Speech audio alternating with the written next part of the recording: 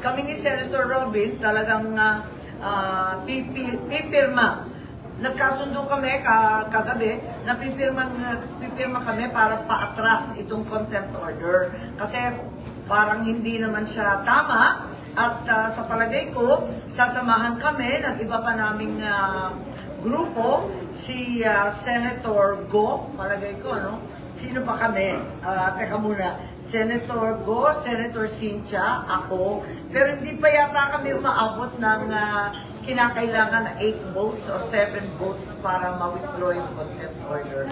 Pero walang sapol talagang tutol ako sa pag-i-issue ng subpoena. Bakit ma'am, hindi siya uma-attend sa mga hearings po? Sino? Si Buloy ma'am. Bakit po hindi siya isa-side in contempt po? Yung ibang resource persons, pag di dumarating ma'am, nasa-side in po.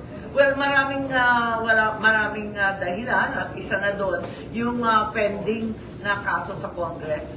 Ayaw naman natin na kinukuyog ang mga tao. They have rights to due process. They have a right to defend themselves and against self-incrimination.